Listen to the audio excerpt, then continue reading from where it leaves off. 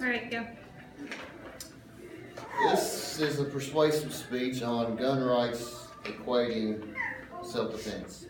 Firearms have been around for centuries, as we all know, with many purposes: self-defense, hunting, sport, and even weapons of destruction.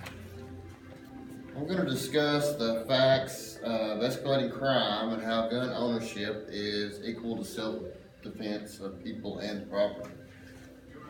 Excuse me. As some of you might know, our Second Amendment reads, "A well-regulated militia being necessary to the security of a free state, the right of the people to keep and bear arms shall not be infringed." We're going to establish different ways to purchase a legal firearm and how gun ownership has increased recently and violent crime has decreased. First, let's look at the first handout on how to purchase a firearm legally. This is a alcohol, tobacco, and firearm form 4473 that you all have been supplied with. Now, the buyer actually fills out page 1, the complete page, first page, and the second page, the very top, where the buyer has to sign and date that they are the one purchasing the firearm. The dealer, being myself, fills out the identification, photo identification supplied by the buyer from the state, and if they have a concealed deadly weapon license, I have to put the information at the bottom of the second page. If they do not, I have to call the Federal Bureau of Investigation, almost imperialism, to see if they are approved to purchase the firearm selected. If they are, I put the FBI NICS check number on page 2 and give them the firearm. Now, we have a loophole in this called the gun show loophole. That is, a person-to-person transfer does not have to be registered in a gun book. The NRA, believe it or not, I didn't know this. The NRA has been around 145 years and is the oldest civil rights organization protecting the Second Amendment. Now, Fortune magazine, I quote actually, "There are an estimated 55 million gun owners in the United States. Most have an average of 3 guns. According to Harvard and Northeastern universities, there are 242 million adults living in the United States. There are about 265 million guns." Now, handout number 2, the line from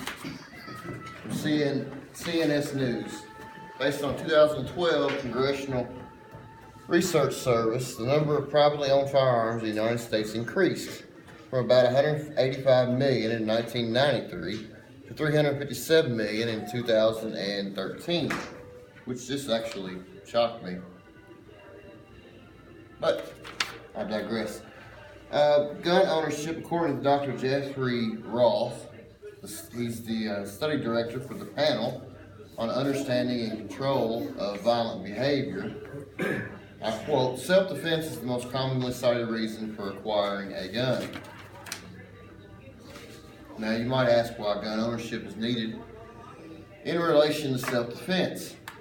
Since gun ownership has increased, gun-related homicides have decreased. According to CNS News, there were 7 in 1993 gun-related homicides for every 100,000 Americans, and has fallen. In 2013, there were 3.6 for every 100,000 Americans. Now, handout number 3 is the FBI 2015 crime charts. In 2015, violent crime total was 0.7% lower than 2011 level and 16.5% below 2006 level. This is the pie chart, actually. They're relative to safety and protection of our families, but also our property. Now here's the kicker.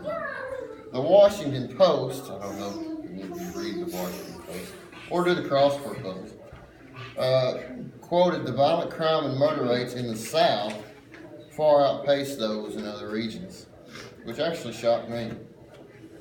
They also stated that the FBI notes that the South is the country's most populous area, but notes that 45%, nearly half of all murders, occurred in that region alone, our region.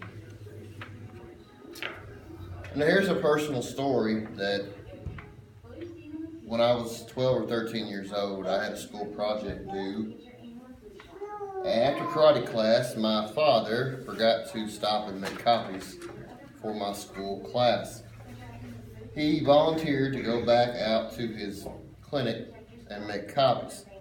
He was making copies in his waiting room, overlooking his waiting room. And he heard a noise, and when he looked up, he was 10, 15 feet from actual burglar who had broke in the clinic. Last name Crick. I'm sure you prosecuted him. But anywho, Dad immediately did not have his gun on him, so he ran out to his car and got a Smith & Wesson that he carried in the glove box and proceeded to chase the guy until he held him at gunpoint and the police came. Dad had a gun in every glove box rule, so it was fairly easy for him to have that gun. It's a perfect example of gun ownership equating to self-defense was Dad's story. And the philosopher Edmund Burke, to quote him, "The only thing necessary for the triumph of evil is for good men to do nothing." So safe gun ownership is equal to good self-defense. The FBI says that gun ownership numbers go up, violent crime numbers go down, obviously. The South has a greater need for guns. Obviously, we own the most guns. All right, now here's the example. You gotta close your eyes. Close your eyes. Everybody close your eyes. All right, now picture a dark room with an unfamiliar man dressed in black. Are they there to steal? You got to close your eyes. Or hurt someone. Imagine you seeing that person and them seeing you. Now, open your eyes and imagine that dark room is your very own living room. Made you think it was the clinic, didn't it? Anyway, thank God that our founding fathers had the initiative and the forthright to give us the Second Amendment and the right to own firearms and also equate it to the right to self-defense. Thank you.